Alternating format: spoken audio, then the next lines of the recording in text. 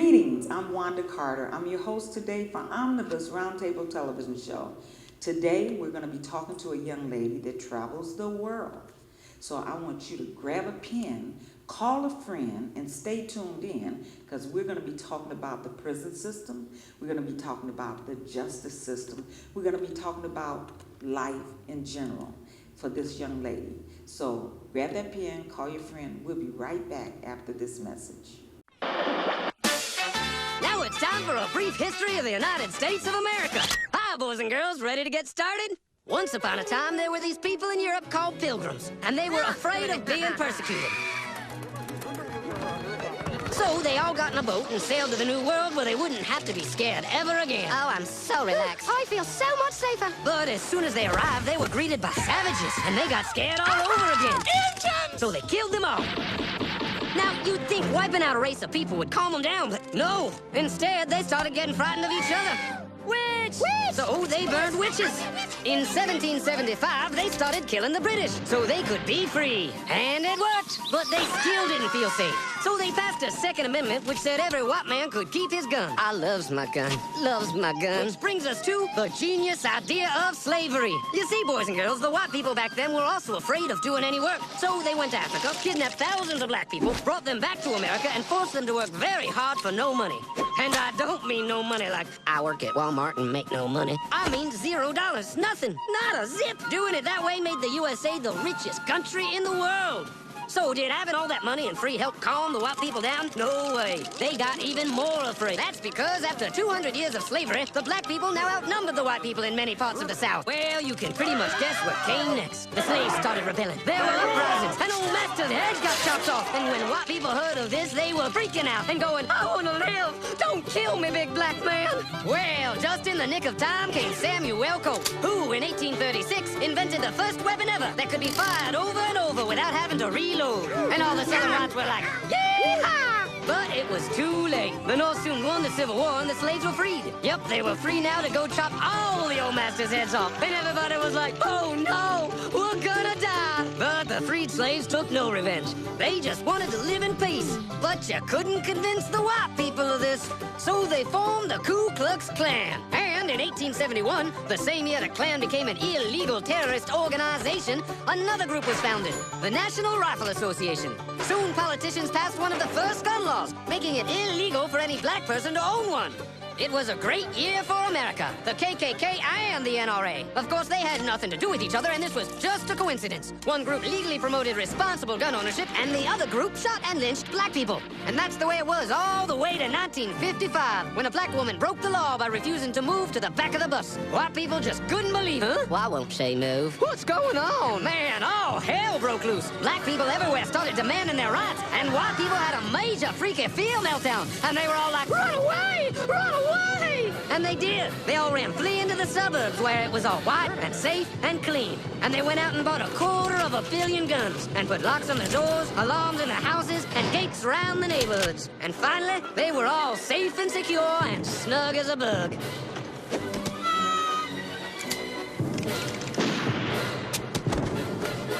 And everyone lived happily ever after. I have this great guest that I want you to meet, and so I'm going to welcome her. Hi, Danielle. Hi, nice to meet you. Nice to meet you. You know, girl, I can tell you from the day that I met you, which has only been about 4 or 5 days now, I said to myself, yes, I said to myself, this is somebody I think my audiences would love to know. Because the way I met her, ladies and gentlemen, is that my investigative reporter, Brian Vickers, he's our photojournalist, he contacted me and said that Danielle was going to be coming in town and he wanted me to meet her. And I was like, well, why? He's like, because she's someone you want to know. You know, we're doing this investigative study on the criminal justice system. He talks and works a lot with people that have been wrongfully convicted. He has a passion for that. And so he called me and said, you were going to be here and that you do the same thing. And I was like, a female? She's into criminal justice? She's into wrongful convictions? I said, I'd love to meet her. And And then when I met you, I said, my Lord, she doesn't look like me. She's from another culture. But she cares enough to look into what's going on. And that just gave me such a thrill to know I would be talking to you, because I've done some investigation, I've done some research, and I know that our criminal justice system, at least 73% of the people in the system are African Americans. And higher in different states. And I think about that and I say, oh my Lord, she cares. Oh, yeah. Yeah. That's a wonderful thing. Tell us, Danielle, how you got into this. Tell us your home name. Tell us where you came from. Tell us why this is important to you. I just want to sit back and let you tell the story, because I think that it is so magnificent that there's somebody in the world like me that cares about other people, cares about our culture, cares about what happens to us as a people, because we are people. So, you got the floor. Thanks, gosh. Thanks for having me. I don't quite know where to begin other than I grew up in so my full name is Danielle AhMaiua, but I have a spiritual name, and that's Charuta. I grew up in a small town in upstate New York, and it was really segregated, 50% African American, 50% white, and pretty much the lower poor class were black, and the middle upper class were white. And I remember my father, who was probably moderately racist, saying, like, you gotta watch out for those people. And I'm like, well, what does that mean? And he had never left the town he grew up in, and he just, he was a small town man, and he would look at poverty problems as racial problems, because in our town, the people that we saw with the poverty problems had color to it. Yes. And I remember not really buying that, but as a young girl, saying something doesn't feel right about that, but let me find out. And I started taking psychology and sociology classes in college, and reading about systemic racism, and reading about what was happening, and then I would challenge my father on school breaks, and I ended up getting my bachelor's in psychology and minored in sociology. And the real game changer for me was I went into the Peace Corps. You went into the Peace Corps. That's a wonderful thing. I've always wanted to do it, but never did. Yeah, it was a game changer. I ended up going to one of the most remote island countries in the world, called the Republic of Kiribati. If you drew a line from Los Angeles to Australia, and the international date line, it's right in the middle on the equator.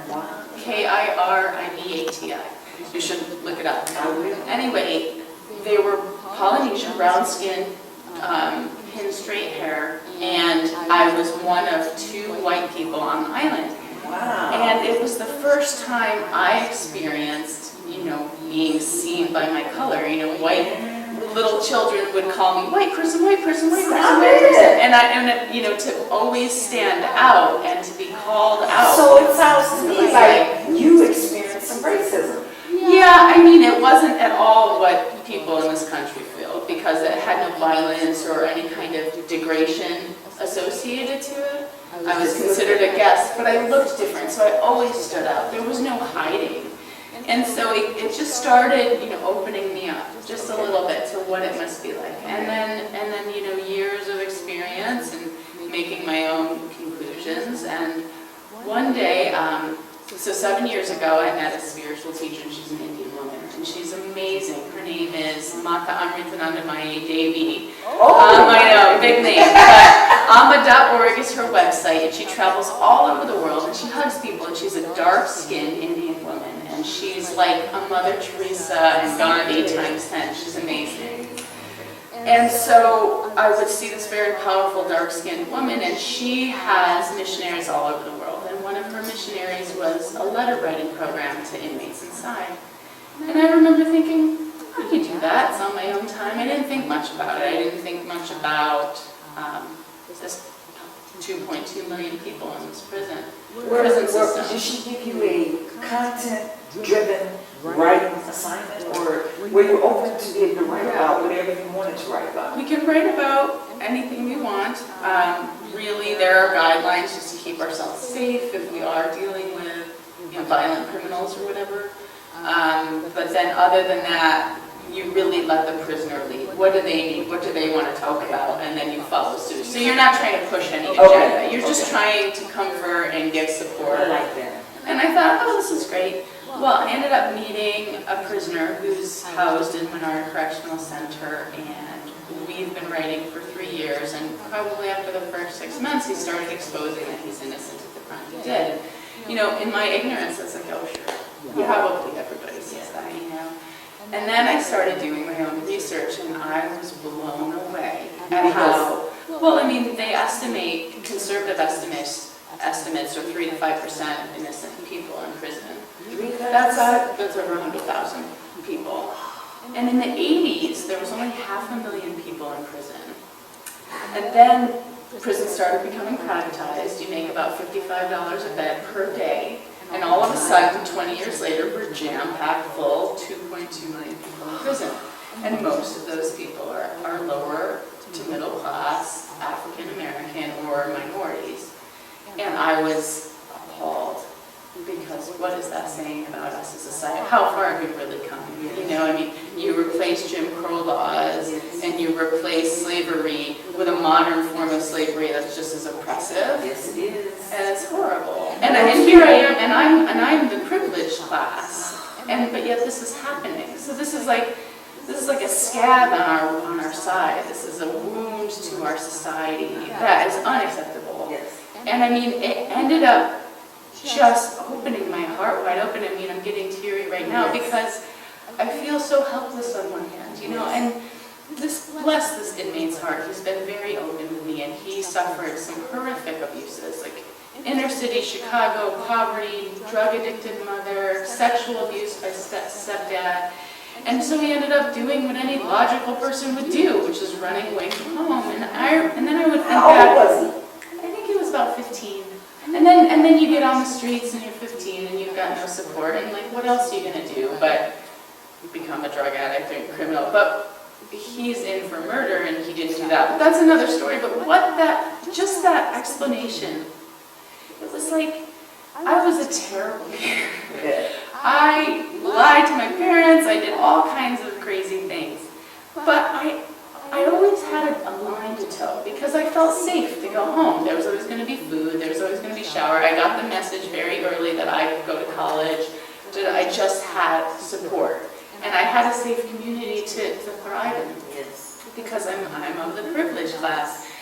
And so I put myself in his life and I thought, oh my God, if I had had his life with such little support, with all of these problems going on, there's absolutely no way I would have got my college degree, then I wouldn't have gone to the Peace Corps, then I wouldn't have had this, then I wouldn't have done that, then I wouldn't have had all these opportunities. So as far as I'm concerned, if I had had any other life, I could be him and he could be me. And so it really just got me thinking. Wonderful that you made that, you came to that conclusion just based on your discussions with him. And how many people do you think, if they have that same exposure to criminals that have been labeled criminals, but may not in fact be criminals, how many people do you think would change their basic assumption about people that are in prison? I mean, would they do what you did and try to help and try to comfort this person and provide some support for them? Out of 10 people, how many do you think would do that? Maybe one. See? And I don't think it's because people are naturally cold-hearted. I think it's because we live in such a complicated, such a busy society where we're taught we have to be like this and do this and make enough money that people are just busy. And I think that people that are not of color, they put this label on people that are of color, and they say, well, if they're not working, if they're drug addicts, if they're alcoholics, if they have disabilities, it's because they are just lazy, trifling. They don't want to work. They don't want to do anything. They're not progressive. And that is not true. Well, of course it's not true, but you know, just as my dad perpetuated the same things to me unknowingly, he had never left the small town in which he had his values. And it wasn't until I left the nest and I went traveling, and I traveled to many different places in the world, and I started challenging my beliefs. Now that kind of, I'm not trying to be arrogant at all, but that level of seeking and searching and wanting more of truth is just not in everybody's makeup. And so, and when I started getting into the criminal justice system, I actually felt deep shame and guilt that I had gone 34 years having no real knowledge of what was really happening. Because of our privilege, it's almost hidden. It's like we just come, so many of us come from good families or have education opportunities or live in, and so it's just normal. I went to a job interview recently, and I've gotten every single job I've ever applied for. Really? And I never thought about it before. I never thought about it until I was watching some systemic racism videos. And they say that the average African American that has a college degree and the average white person with a college degree is 50% less likely to get the same job. Yes. Whereas it never even occurred to me that I wasn't going to get a job. You have just touched on a point that is so key in my life, because I just finished a 7-year tour of working on my doctorate. 7 years. Wow. Congratulations. Passed every class. Got no less than a B in every class. That's amazing. But yet, the school that I went to refused to accept my proposal, refused to let me move on, because the chairman of my committee liked me. And he was a Chinese man, and he worked with me one-on-one to make sure that I did all that I needed to do to make sure I could move forward. They fired him, and when they fired him, they did not allow me to progress to the next level. So I stopped. I said, you know what? I'm not going to fight this battle, because guess what? I am Dr. Wanda. Dr. Wanda. And I'm going to get my transcripts, and I'm going to go somewhere else, and I'm complete that doctorate. Good. I'm glad you're not going to drop it, because that's... I'm going to drop it with them. Sure. That's But all you're not I'm gonna- not going back there, but I am going to go and complete that degree. So this is a component about self-worth and self-esteem. Yes. You are a woman of color, and you have that. You have such a solid personality. And when I was thinking about all those jobs that I got, even though maybe I wasn't the best candidate, but I got, every step gave me more confidence, more self-esteem, until the point where I was like, well, of course I'm going to get the job. But imagine if you're 15, 16, and you're not getting those jobs, and you're not because you're just a person of color, and you're just this, or this happens to you, and you are maybe less strong than you, and you just say, I'm going to quit. I can't beat the system anyway, so I'm not going to vote, I'm not going to do this.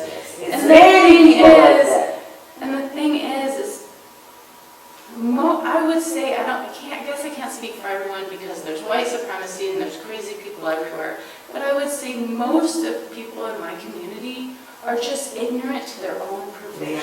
They're ignorant to the fact that they're just, when you have generations and generations that are able to keep their wealth, you start at just a different place. And we just enter in, and nobody tells us this really. And We nobody just enter wants it. in. And the same thing with us. All right, we're back again, and I hope you grabbed that pen and called your friend, because now we have another host. Her name is Levette Haynes. Levette is the West Side Cultural Arts Council Executive Director. Now, don't you know the Lord sent us out of love? She's here to talk to Danielle, and Danielle's talking about privileged, unprivileged African Americans, white folks. We're talking about joining ranks and becoming one, and that is what our Creator intended. So now let me introduce you to Miss Levette. Give me a hand, girl.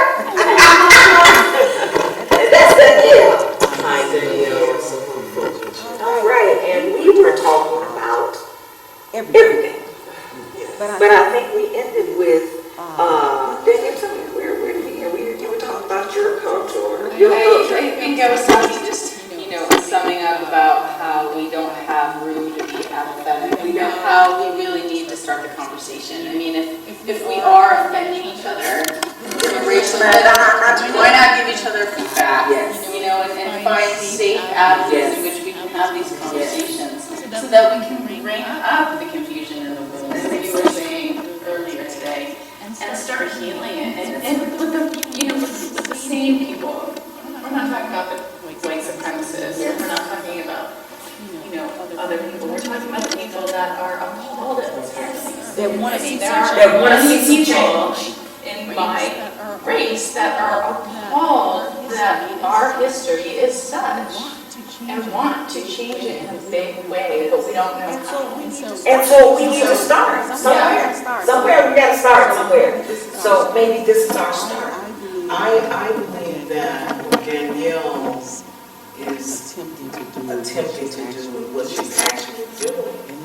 It's great to meet you because in my silence, I have said the only way or the biggest way that this could change is for the white race to admit what the wrongs are and join in to let the world know that all white people are not on the same bandwagon. And so to hear you say this and to actually implement a plan of action lets me know that what I thought in my heart is true. So this is the beginning of a healing process that makes us one because history does repeat itself. And historically, considering the Quakers and other white groups were responsible in our freedom. And so that's to be acknowledged. And we know that there were prodigy that came from that. Now, you spoke of maybe some relatives that weren't on that bandwagon, but sometimes generations skip things. Yes, sure. And so what has been something that's been elusive to maybe your parents or your grandparents has captured your heart to try to make a difference. And so we're at that point in our lives where our children need to come together with all cultures because they're the future. And if they don't get the language right now, then who knows where it's going to take us. I would love to tail off of that and to say that, 50 years ago, when the civil rights movement was happening, it was active, it was in people's face. We understood that yes, racism is still alive.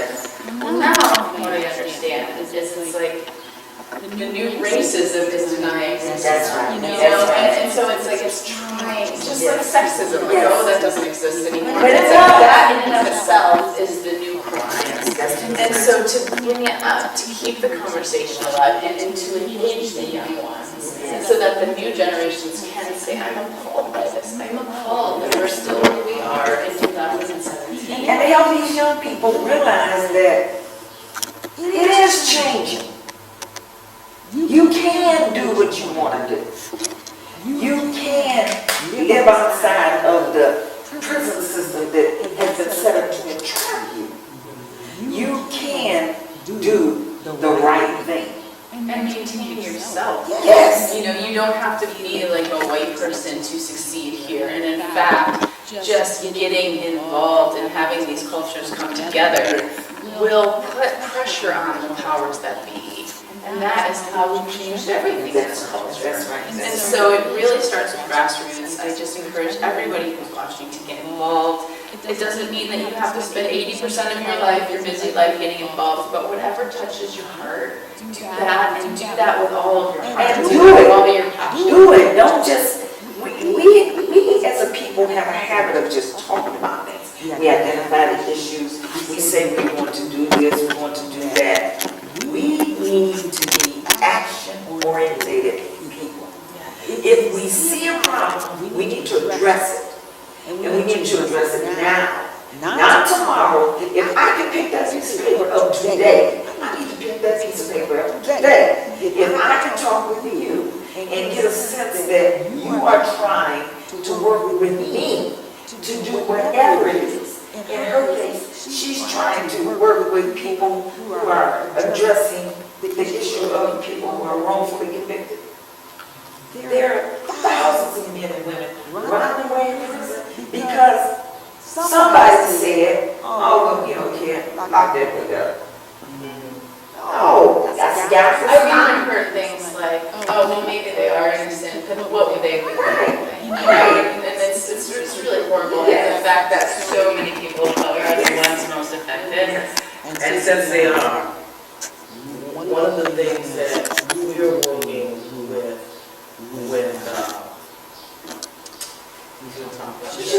absolutely. one of the things that we're working with Jay Johnson, Wayne the church program, is that we're getting ready to reach out to the incarcerated. Because we know some of them were wrongfully convicted.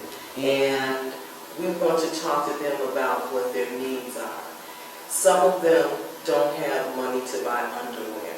So we're going to do a 5-point plan where we're going to reach out to them in a holistic manner and start to identify them as human beings. Sure. And so that's something that I think we can all get around, because if we identify one person that needs socks, how easy is that to say, okay, well, we can put $10, $20 on your books, and then if that's what you really need, then we can do that. So Church was also talking about finding out who the artists were among these groups, and for them to start to learn to be entrepreneurs in the prison so we can sell things for them. And then when they come out, their business